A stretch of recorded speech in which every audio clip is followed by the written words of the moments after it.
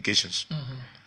But we've also said that this budget of 28 million that we expect to get from telecommunications, we are tying it to some revenue from the sector. We've said that we are anticipating that the sector is going to produce 199 million in revenue, the sector. That's why this budget is saying. That's a projection. That's a projection. But where are we anticipating that we're going to stop at June 30th? From the budget papers that was just submitted to us, we said we will stop at a gross revenue of 52 million from the sector. Now, mind you, if you're going to do 52 million and you anticipate you're going to get 9.6 million from the sector, tell me what has changed that will cause us to jump from 52 million in terms of revenue from the sector to 199 million. Now, you can begin to... Are they expecting an increase in the customer base? We need to know all of those. This document you've provided so far have not said what are the real tangible things that you're going to see that will shift the revenue from that sector from 52 million to 199 million. I think 200% increase. Well, you can do the numbers, but what I'm saying is we need to dig deep into the numbers, and the chairman and members of the joint committee, they are prepared to do all of these. We are going to be in the background to lend our support, and as a team we are grateful that we have got tons of people who understand the issues that can be able to go in depth. So I'm just saying, I've just taken one line, just taking the line on telecommunications. That's the sector you just left. Yeah. Again, you know, I've got some authority to discuss that sector very well. So if we are discussing that sector, except we have got new GSM company coming in, because those are some of the things that will change the numbers. Except the 3-day free calls are reduced. Except we are changing the laws in terms of, I mean, the 3-day calls, maybe we're getting rid of it. Yes. Or we are increasing the rates on telecommunications. Exactly. We need to know what is going to jump that revenue. Just from offhand, I know that you have to start the 3 days free call. You have to reduce all these things, and that only way you can raise that amount. They are going to be tied more towards the end of the revenue we're going to get, taxes. But if you are telling me that the revenue from the sector itself will jump from 52 to 199, this is what I see in the forecast, except that I'm reading something else, but I'm just looking at the forecast. This suggests to me that either we're going to increase the amount of people who are going to be using telecommunications. Of course, we will change from using 3 days call to regular rates. Somebody got to tell us something. But from my just brief analysis of the numbers from telecommunications, I know we are running into some problem. And again, we want to make sure we can have a balanced budget, a budget that is not going to be short for. Best case, we want to run an excess budget, so that come maybe May next year we'll be talking about supplementary budget. Let's look at estimates we have for real estate, because that's a serious area that we really need to expand. I need to run to see the real estate numbers, because again, I want to talk from the numbers. If I can literally get to the real estate. You're listening to Inside the Markets on OK 99.5 FM. You can now join us live on Facebook to watch and listen. We have Representative Dixon Seeboe in studio. He's our guest today on Inside the Markets. We're discussing the budget. We're looking at the revenue side of the draft fiscal budget.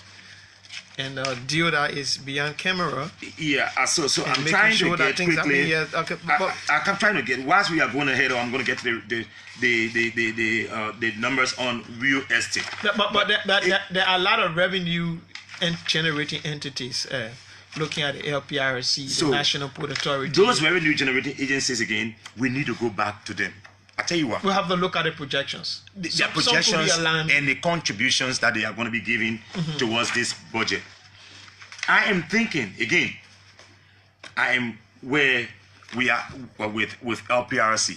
Take, for example, because I have got the funding we expect from the SOEs of the public corporations. Now, we have got an estimated amount from the budget of 35 million to come from LPRC. Now, a bulk of this amount is not that is not contribution from LPRC as an entity. It's more or less from taxes on petroleum and the road fund that we are and somebody go to the road fund. And somebody go to the road fund. The last time the road fund were able to raise around 31 million. So this makes some good rationale that if we could do 31 million, then it's possible that we can do up to 35 million. I mean, those are quick wins that we can find. Those are realistic. They look very realistic. But let me just jump to LPRC as an entity, its contribution to the budget. I see something like 4 million. 4 million.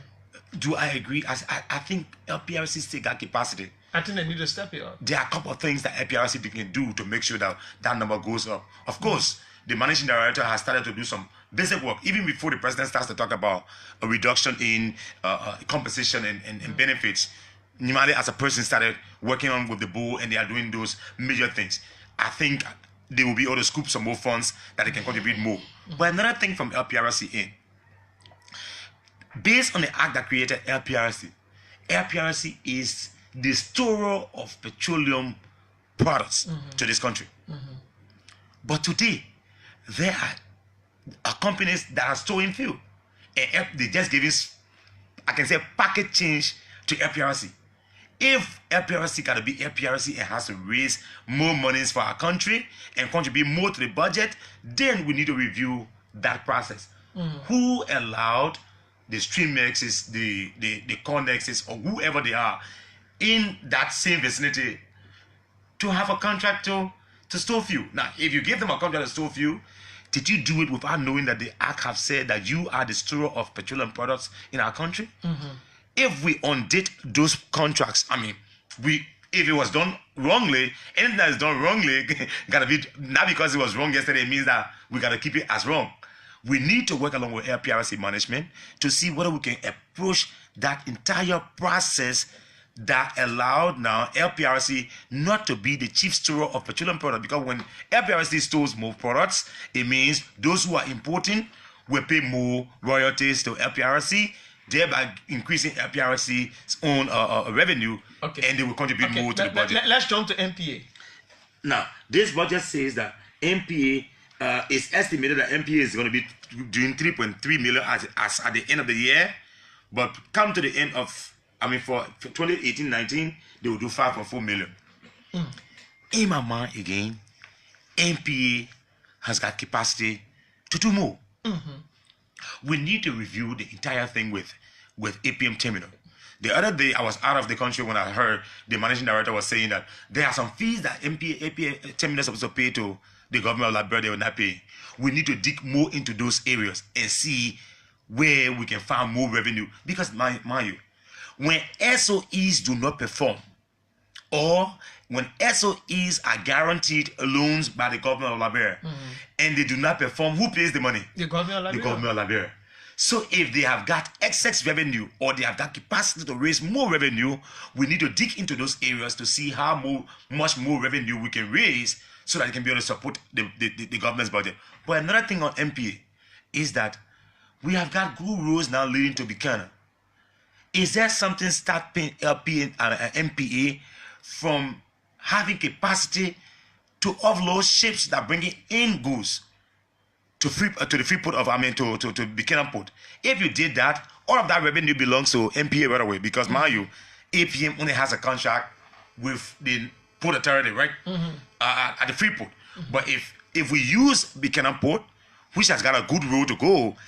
There were concerns the other day about that people, the Firestone truck and other things that pass through the heavy traffic from Habel. Why can't they use Buchanan Port? No, so those are avenues that we can explore. And if you did that, even this lag is bringing product from lag to Freeport. You are getting there. So if there are issues, if we need to build the capacity of the port in terms of having equipment, then MPA need to invest in that amount, in that area. Because if she does that, eventually, this 5.34 million, which I think is far below the belt, MPA can do a lot more. So you think it can be step up from the hearings? Of course, and that's the work the colleagues in the Ways, Means and Finance Group are going to be doing. Of course, again, the fact that we are going to be giving support, we're going to be bringing all of these things to bear. We think we don't want to, because you see, what we are trying to do is areas in which we may not be able to collect from the core revenue side. You saw I just raised the issue with telecommunications. Now, if we are not going to be collecting that amount, in my mind, 10 million from the telecommunications industry, then can we collect it from somewhere else? So those are all of the jugglings that we're going to be doing. We need to see the various assumptions that are being made, and so that it can be able to inform us, so that when we make a decision as a country, we make a decision not just to raise revenue, but to ensure that revenue that we say we will raise, we can raise them, and we can get rid of this issue of budget shortfall that we've heard for the past 7-8 years running. We need to get to that level. Seeboe, let's look at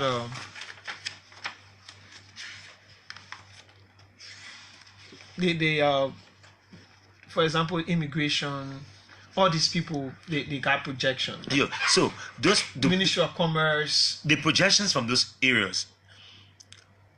Two things, and I hope the Minister of Finance is listening. It's my good buddy. I'm gonna drag it by him, but also from our side, we're gonna be able to drag it. We need to begin to tie these institutions funding in terms of expenses, expense to those institutions with what they bring. Because the Ministry of Labor, those are key. So if Ministry of Labor, for example, we can say if Ministry of Labor can move the work permit total amount from say 1 million, I'm just throwing out numbers, to 5 million, it can be a reason why they should receive more monies. Because if you give more monies to revenue generating agencies, then you give them targets that will make them sure that they can raise more revenue. I think from my experience from revenue administration, I mean, I serve as a head of small tax and then a large tax before going to customs. I think these entities can do more. But the only way they will do more is when we invest into them. So let's invest into some public sector investment into them. Into those institutions that will give them that leverage so that they can raise more revenue. The numbers are scattered around, so maybe I will just For example, the Ministry of Foreign Affairs from passport. Okay, passport. And visas. Why? Okay. Fees. Today, when you go to the Ministry of Foreign Affairs, the passport department only does passport, protocol does visa. Now, if you want to be having a fair view of what's happening there, it's important for visas to be done by the passport division also. At that point in time, you will see the numbers coming in, because if it's scattered, you cannot be able to trace a lot of things that are happening. We are looking for revenue. So in my view, if the division of passport is also responsible for visas, they can be able to collect everything, and we will see the real numbers coming. Because the passport now, they have two types of passport. They have, if you want quick passport, and they are doing the regular one, you pay 50, and you see there's a huge import of people. And people are going to be turning up. I'm sure the young man, Wamplu is going to do well, but we need to give him that support also. He's a revenue generating area, but we need to invest in. So once we are looking at the revenue numbers, we're going to be seeing how much money you put into them. The diplomatic missions, because they are key missions where you have the consular fees. The last time we checked, there are audits that are paying from the diplomatic mission. There are monies hanging there in millions that we can get. But again, like I said, we need to do the investment to make sure that those audits are done, and then the revenue will come. So by and large, we've not gone to digging into what makes up this 498 million. But what I've just told you is that from what I see, if we are at 388 as I May 8, considering 25 million in borrowings and another 16 million in grants, for us to get to 536 at the end of the fiscal year, it's going to be a difficult thing. Now, if we can get to 536, can we get to 562? Yes, we can. But the only way we can do that is if we dig deep into the numbers and make sure these assumptions are well-rounded. If there are laws that we have to change, they have to make the proposals. We change those laws to make sure it is done. But another side of the budget I wanted to bring to bear is the issue of the loan that we are contracting. We are almost concluding on that. As a matter of fact, the loan agreement is at the House. It's tabled by the legislature. It's at the House for ratification. Whether it's stable or not, eventually, do we want roads to go to the Southeast? Yes. It's a capture in the budget. That's another thing.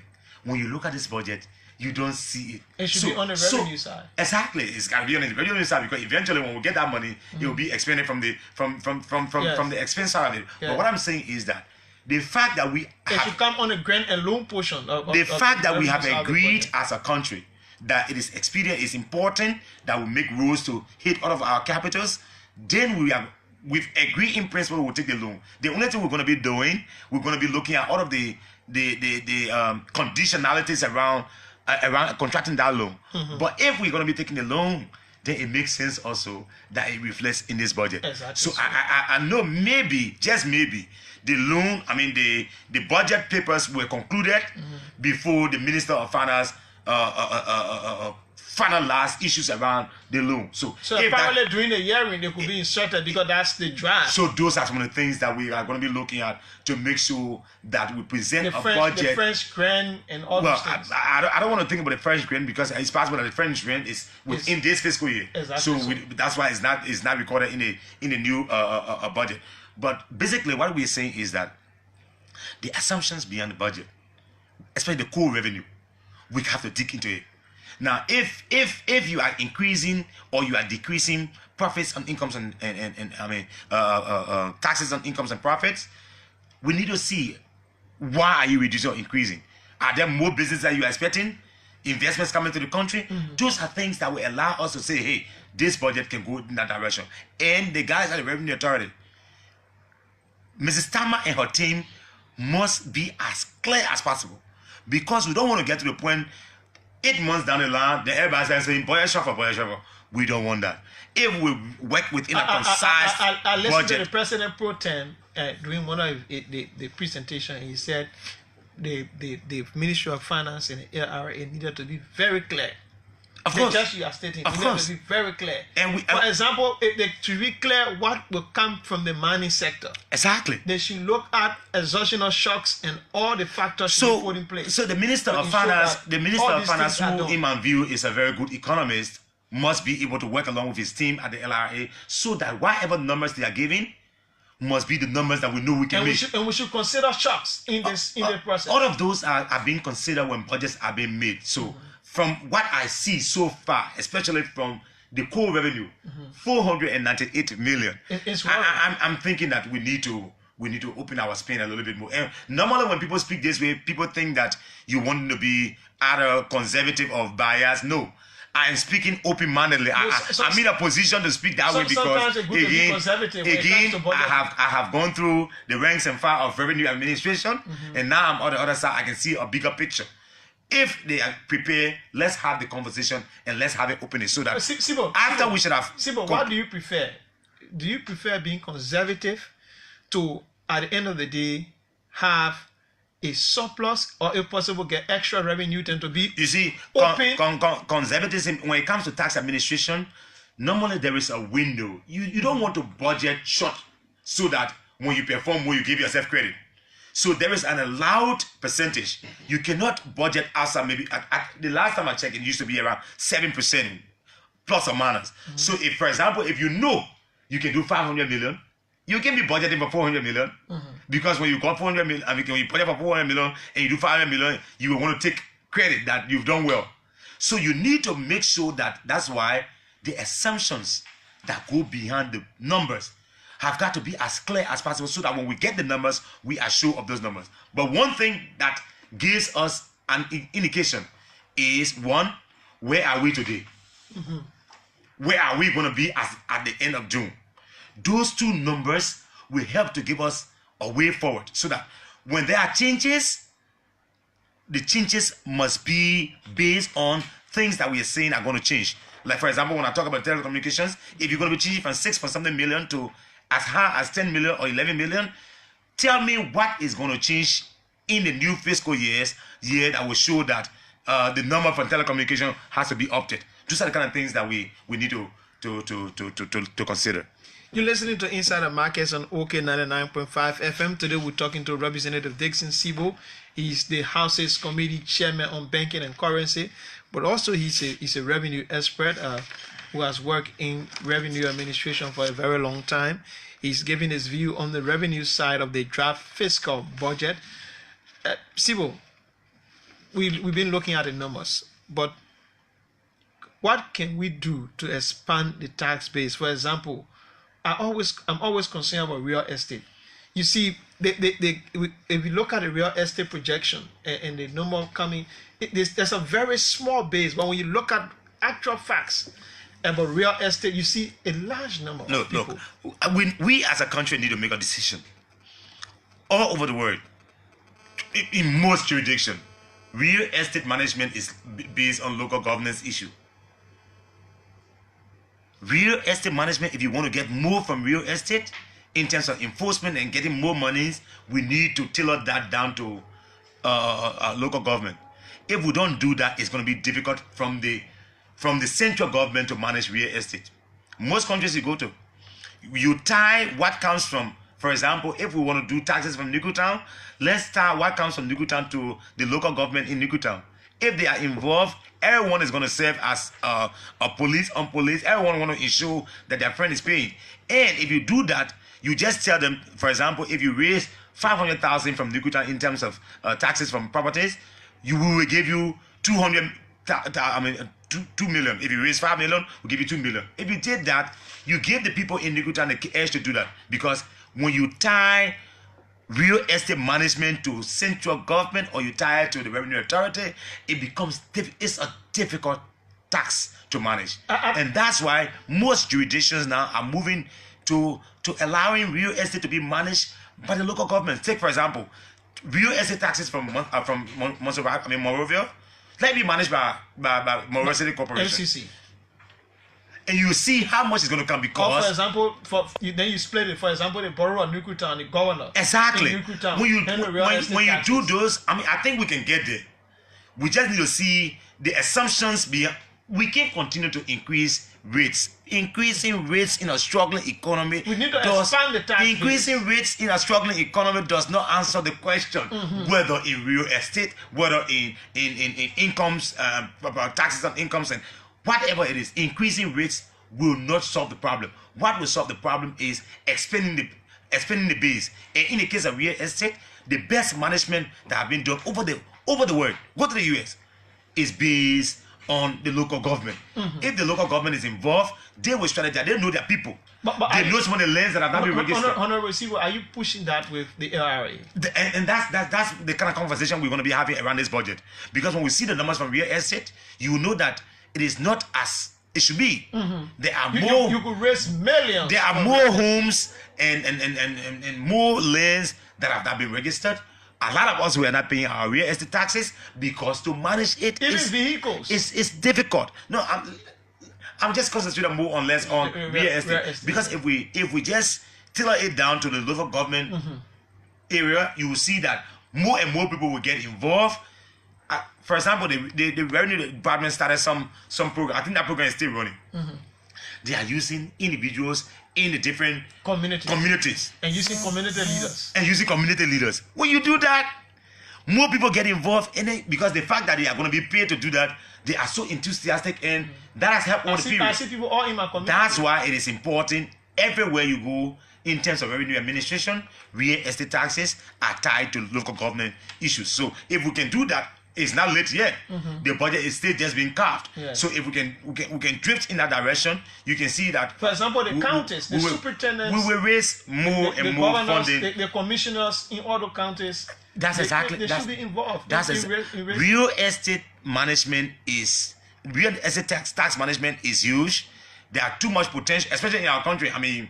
The people are sitting here, if we're the big question whether we even pay our own real estate taxes, that's another question for another day. But when it's tailored around local government management so that the people themselves will serve as watchdogs, they know houses that have not been paying, especially when you pay a real estate tax, you see electricity. You pay a real estate tax, you see water. You have the edge to do all of those. That's why it is important for us to tailor it to that level. We have a lot of people watching now. You can join us on Facebook Live. You can also call us on. We'll open the lines in the next 10 minutes. But Seeboe, yes. Honorable Seeboe, the issue of revenue is quite critical with this huge expenditure and this pro-pool arrangement. Collecting the revenue that will impact the society especially taking people out of poverty, is quite critical. For example, the Ministry of Transport also plays a crucial role. It's another major revenue generating entity, apart from the vehicles. We're talking about air transportation, sea transportation. These are crucial areas. We are going to be digging deep into. One of the things I wanted to achieve here is not to go into the nitty-gritty. The reason is this. We have just started the hearing on the revenue side. Our focus as a team will be more or less on revenue. We don't want to discuss expenses right now. We don't want to. I'm talking about revenue. No. I'm just saying we don't want to go into expenditure right now. So for us to be sure of the numbers, or for us to say that, look, we have got more potential, the first thing the Ministry of Finance and the LRA need to do is to come clear on the assumptions that are being made. Whether they are realistic. I've just dug up one. I'm not going to go beyond that point to go into the numbers more. I've just shown you something on telecommunications.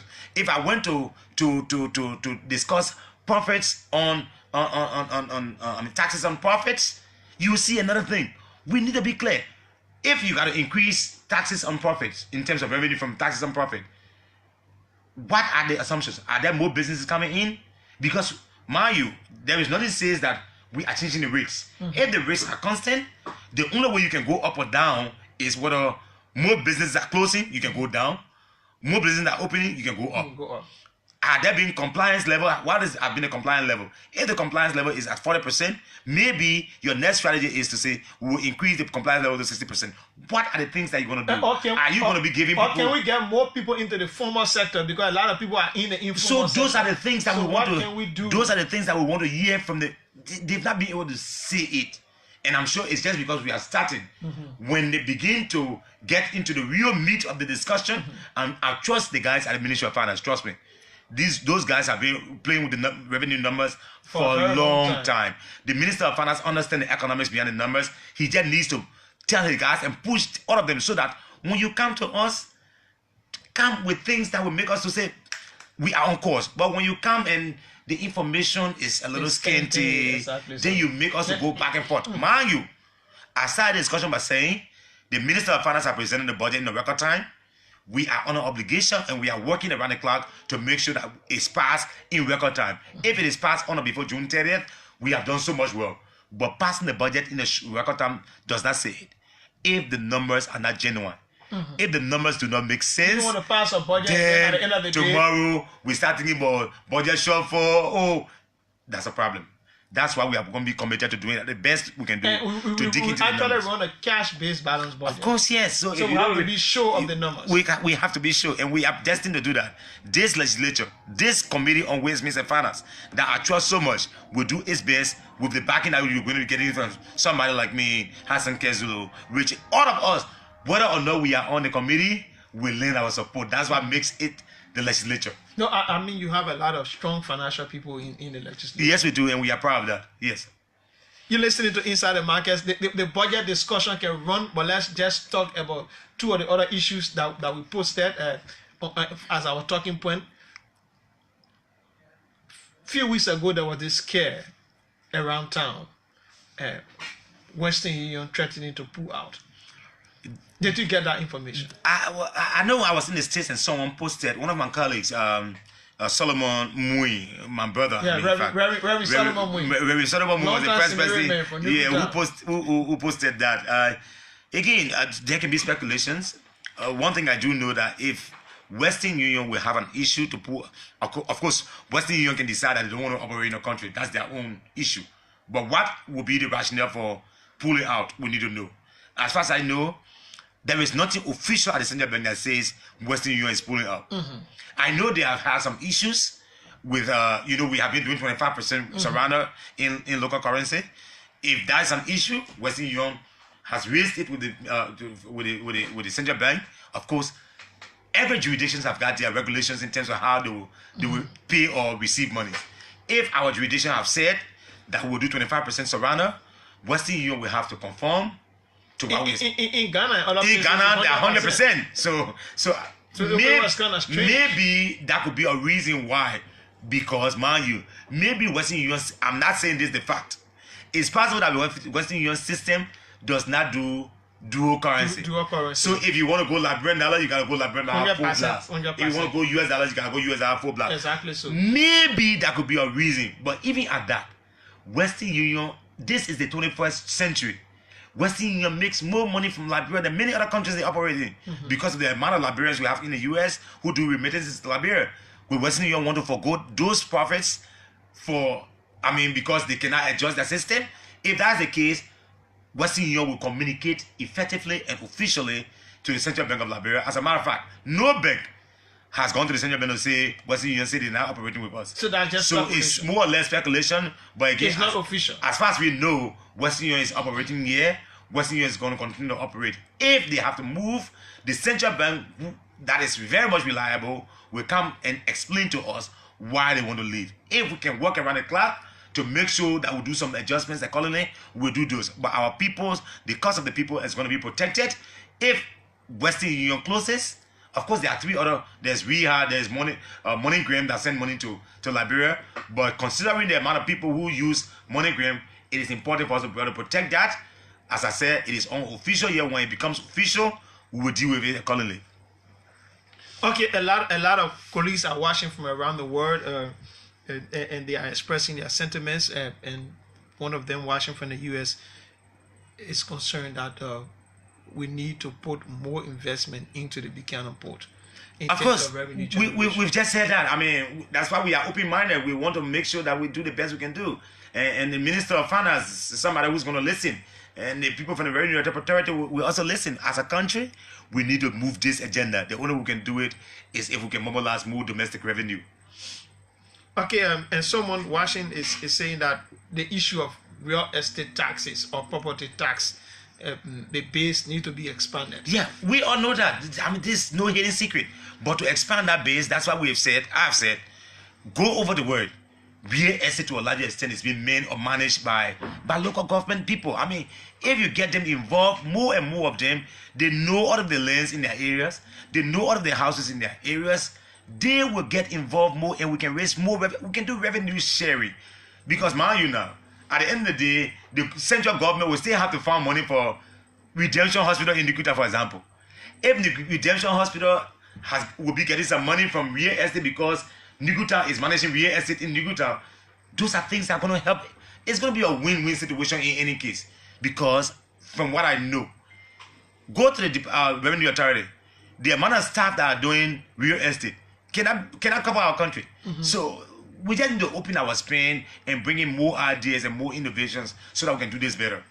Okay, you have got comments from Emmanuel Do, Richard Wasio, Paul Louis Unebocha, Jenica Kiatamba, Benjamin Stanley, James Colley, Abbott Tape, Robert Sapo Bosne, Chupi Girl Nimlen, Solomon Chata, Eric Nambwe, they all following this discussion and they're very concerned. I would be concerned if someone like James Colley called right now, because again, we need to bring all of those guys on board. I mean, in terms of bring their fresh ideas. Somebody like Eric Nambwe, who is watching, who has also administered taxes, let us discuss it. We need to make sure that the numbers that we are giving for domestic, I'm concerned about the assumptions. And if we do not get the assumptions right, we may be heading towards disaster. And I don't want to sit here and start thinking that they'll be short for no. I just want to make sure. I'll be hoping to get someone like Eric Nambwe and hopefully Francis Dopo next weekend. Exactly. When they come, you will see our thoughts are going to be in the same path. Because we are all from the same school of thought. Well, you can put in your calls now on 0777 700 995, 0777 700 995, 0880 939395. Let's have some interaction with Honorable Dixon Seeboe on the budget discussion, particularly the revenue side. That's 0777 700 995, 0880 939395, and let's talk about this budget. But before the budget, briefly on LEC, how far are we? LEC, I think we are doing well. We as a country, a few people think that LEC should be given to, managed by these guys. I'm of the conviction that we have to change the course. LEC can be manned by us. If there are issues, we've got to handle those issues. We've made a case to our colleagues. They've come up with their report, which is in our favor. I mean, they've consented to all of the things that we've raised. As a country, we need to make that decision. It cannot be made by me alone. But from everything I do know, the contract is going to be revisited. Either we have a parallel management team, or we'll do away with the contract. We have to get to that level. Okay, so you know what this LC thing reminds me about? There are many institutions that are receiving donor funding. For example, Ministry of Health.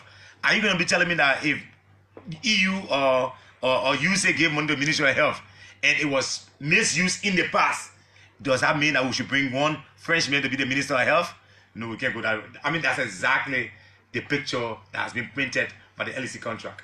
0777700 We have the first caller on the line. Hello, caller. Your name and where are you calling from? Good morning, sir. What is your name and where are you calling from? This is Joshua Williams, the youth ambassador of the Momotown leadership. How are you doing? Okay, what is your concern? 30 seconds. Let me appreciate the people charge of this persisting with Dixon Seeboe. How are you doing, sir? Fine, thank you, Joshua. I'm good. I want to say thank you for making us and making the Liberian people to understand more, especially when you spoke on the real estate tax activities as it relates to local government issues. You see, these are things we would love to hear. There are a lot of Liberians who don't have the knowledge on these things, and people are not explaining it to them the way you're breaking it down to us. So let me appreciate you for your expertise, and I would like to say thank you for the electricity in the borough of Nikuta. Thank you, We are praying that you come closer to Momota and help us too. Thank you very much, sir. Thank you. 0777700 08809399395 are the numbers. You can also call from the overseas line 0886516921. Hello, caller. What is the name and where you calling from? Good morning. Yes. What is the name and where you call from? Yeah, I'm Nana Budaya calling from Texas, Service in Police Community. Okay, you have 30 seconds. Yeah, let me say thank you to my maker in the house to be discussing about taxes. But we simply don't understand on the area as the taxes. When I have a house or I have a land that I'm not paying, because you say the past time people are not paying for house tax all the for a very long time. And if I have a building or city building, I'm not in it. I'm adding taxes to the pay. Or if I have a land with a house paying taxes, you also have the application to the state of your also. That's my concern this morning. Okay, we'll take your concern. 0777700 080939395. Hello, caller. What is your name and where you calling from? Good morning. My name is Christopher Yentan, and I'm calling from the borough of New Town. 30 seconds. Let me say good morning to Honorable Dixon Seeboe in studio. Good morning, Chris. Honorable, I want to say thank you so much for your brilliant analysis on a national budget, and that we have no doubt that you will do more in the best interest of our country. And I think the budget should be clear and reflecting the President's popular agenda for the betterment of our country. So thank you. We pray for more for your end, and we trust that your ability to do more things. Okay. Thanks. Hello, caller. What is your name and where you calling from? Hello? Hello? Hello? Yeah, good morning. What is your name and where are you calling from? Yeah, thank you very much. This is the voice of John Yankee calling from the most developmental district number 15. You have 30 seconds. Yeah, let me commend my honorable Lord Mayor, Honorable Dixon, for his brilliant analysis on the issues. When it comes to issues that are, issues of national concern. Honorable Seeboe, I should commend you. Just may you continue to prove yourself to the Liberian people that the people of district number 16 and the people of the CDC never make the wrongful choice by electing this particular individual. Because within a short period of time, we have seen a lot of things that this guy continue to bring on the table, issues. You have 30 seconds. Bringing huge amount of things to this code that are happening serious impact on the life of the Liberian people. Thank you very much and God bless you. 0777700 08809399395. Hello, caller. What is your name and where you calling from? Good morning. Yeah, what is your name and where you call from? The name is William S.H.O. and I call you from District number 16, Borough. Please tune down the radio volume, or else we'll cut you off. You have 30 seconds. I'm so sorry. Is it okay now? Yes, go ahead. Thank you very much. Like I said, my name is William S.H.O. and I call from District 16. I also called to join the many colors and the many voices to actually appreciate Representative Dixon W. Seeboe. You know, when the debate was on as to who represents this state, there were different schools of thought, and I think the people of this district did not really make mistakes to elect Representative Seeboe. And now that we have someone who understands the figures, the issue that had to do with the revenue collection and the entire budgetary process of this country is currently in the House of Representatives, we can rest assured that this time around, the budget process is not going to be a 100% issue that is going to be discussed plentifully so that we can do away with this. Thank you very much, my brother. Thank you very much. 30 seconds are over. 07777-700-995. We'll take 2 more calls and then Representative Seeboe will respond to your concerns. What is the name and where are you calling from? Hello, I'm Alexander B. How I'm coming from our resident this morning. Okay, go ahead. 30 seconds. I want to say, welcome back on the Seeboe. I listened to your deliberation in terms of the issue of finance and revenue collection. I think you are knowledgeable to it and you are highly keen to that. I hope you recommend to those that are in the ARA, because while you did a finance ministry, you are on record for that, so that Nigeria can be able to raise more revenue for this government, because we have this government and our president said there is no money right now, so hope that you recommend in terms of we getting more money. Thank you. Okay, we take 1 more call and then we go to Representative Seeboe. 07777-700-995, 080-939-3995. Hello, caller. What is your name and where are you calling from? Good morning. Yeah, good morning. My name is D. Barcos Cap. I come from the Bush Island. Okay, 30 seconds. I just listened to Honorable Dixon Seeboe. He talked about the revenue aspect of the budget. He made a reference to FPRC. He talked about females and other companies there as the sole party to manage the petroleum project in Liberia. I'm just asking him what would be his stand against devices, because we see this will be a violation of our law. You have a lot of companies coming to usurp the point of FPRC. So we'll be the one who will and police. Okay, we hear from Seeboe now. We run out of time. Honorable Seeboe, you heard the callers. So let me just speak to the issue that was just being raised by the fellow from who spoke about LPRC. I think his name is Marcus Cape. Look, I've already said we need to find all of the avenues in which we can raise more money for our country. LPRC is clothed with the authority by law to be the storer of petroleum product. Now, if people who have worked with LPRC before have given contracts to themselves to store fuel on behalf of LPRC, I think it's a bad thing. I'm going to be raising the issue on the floor very shortly. We are looking for revenue. LPRC has gas capacity. We need to review those contracts and undo them if possible, because the thing is, if something was not done rightly, we need to correct it, because it will be in the best interest of our country. Someone spoke about the issue of whether you can pay that real estate, whether the land, even if you have a land, vacant land, there's a rate associated with vacant land. Land with property on it, there's a rate associated. So everybody, once you have got a land or a house, you have got to pay your real estate tax. And the point is, if you don't pay, it hampers our budget at the end of the day. Look what is being projected for real estate. Real estate has got 6.5 million in this current budget, and it's kept flat for the next fiscal budget. Even though as at now we've done as at May 8th, we've done 3.5 million. We are supposed to be working to 6.5. Can we get it? No. So it means that real estate tax will be short again this fiscal year. But we have also projected people at 6.5 million. And there's a tax that has a potential to grow to around 10 million. So if you even considering the amount of people who are compliant, most of us, we know that we can pay the real estate taxes. Yes, we won't be election president. Or when you want to pay.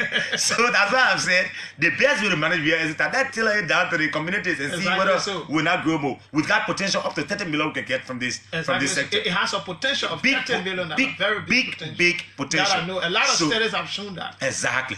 So we just need to see, like I said, see all of those assumptions, work along with the revenue people. Let's be as clear as possible so that if we say this is the number we're working to, 562. We are clear on it. There will be no shortfall. The best that will happen is there will be excess funding because revenue will perform more and more. Thank you so very much. Dixon, Seeboe, thank you for coming, and we hope to have a lot of discussions with you as the budget process unfolds. It is a long process, and so we'll talk to most of you in the house. Those of you that are the experts. Yeah. Hopefully next week I will try to see what I can get Representative Francis. I'll be grateful for you to get Francis Dopo. My brother Eric Nangwe, who has worked as an expert in the revenue department for a very long time. Exactly. There are a lot of lines. I only spoke on real estate, small thing on petroleum, and I spoke on the issue with telecommunications. We can break this thing down so that when we come up to a number, this is what we can get. We will work at it. Thank you so very much for having me, and I look forward to listening to your show more and more. You've been doing very well at OKFM. Thank you. My name is Horatio Willie. I presented. Thanks for listening, and tune in next time.